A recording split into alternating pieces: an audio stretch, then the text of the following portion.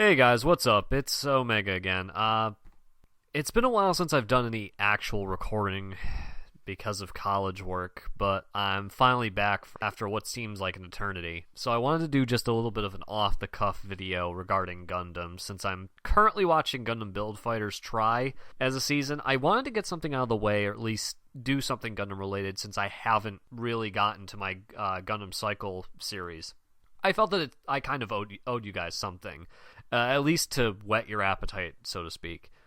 One of the things that I keep hearing, or at least I've seen since Gundam Build Fighters came out about it last year, is that, oh, it's for kids, and it's just, Gundam's about war, and, it's about war and politics, and just, that's what the series has always been about. And unfortunately, it's this sort of mindset that really set the stage for Build Fighters. And it's really the big problem with the fandom at large. Let me get this out as best as I can. Gundam as a fan base is so strict, as just a franchise fandom, is so strict with what it considers Gundam or not, that they draw arbitrary lines between particular shows of whether or not this particular show is worth your time because it's not Gundam, or just the fact that they can label something as not Gundam within the own fucking franchise is why I'm doing this video right now, because Gundam Build Fighters is a response to that bullshit. It is a response to people who, within the franchise, think that they can dictate what exactly belongs and what doesn't, and who take things way too seriously. Because at its core, Gundam is a story about telling the horrors of war and growing up in a period of conflict. That was the original story of Gundam. That was Amuro Ray's storyline. That was the plot of Mobile Suit Gundam. It was a young 15-year-old boy growing up and learning to mature in a period of strife when he had to basically man up and take a hold of his own destiny and protect those that he was obligated to based on his duty with the Gundam. Now, one of the big problems that we're seeing, though, is that people are taking the war and politics message and basically making the entire show about that, when a lot of it has to do with how characters interact with one another. And it's why shows like Seed and Victory and a lot of other Gundam series that I have famously negative opinions about, that's why those shows fail in my eyes.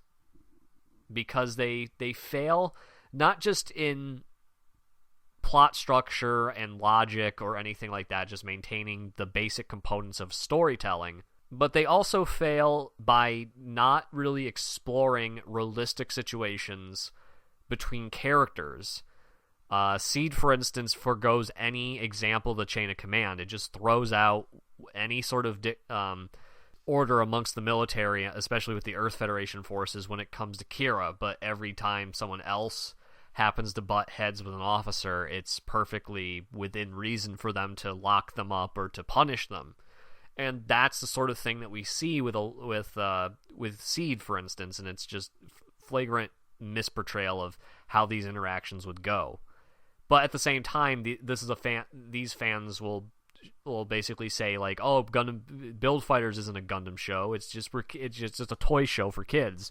Or they'll say G Gundam's not a fucking Gundam show. It's just super robots and martial arts and shonen. And it's it's still Gundam.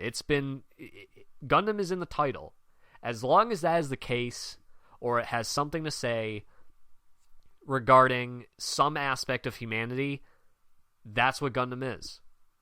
It's always been that way, and it will always be that way. Think about it.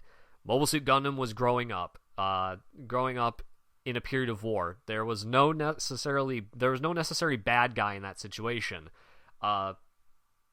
Zeta Gundam and even Double Zeta, to an extent, dealt with corruption within large government organizations.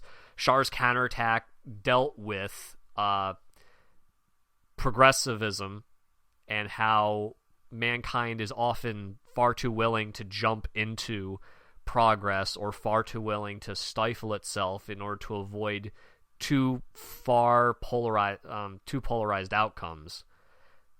Even F91 to an extent, despite the fact that it was really short, had something to say about aristocracy and how people tend to view those of higher birth and, of course, just those who consider themselves royalty. But, of course, then we get to G Gundam. And G Gundam, what is it all about?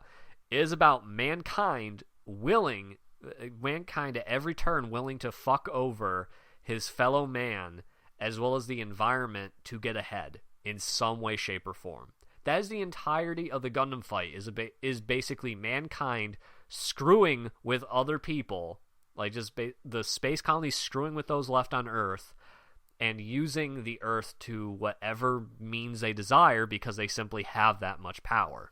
So there's something being said there. There is something more than just, an over-the-top, cheesy, hammy action show with some questionable dialogue. That's it can still say something, and as a result, it belongs in this franchise as much as anything else does. And Build Fighters is exactly the same. It is something that has very loose connections to Gundam, but at the same time, it says something.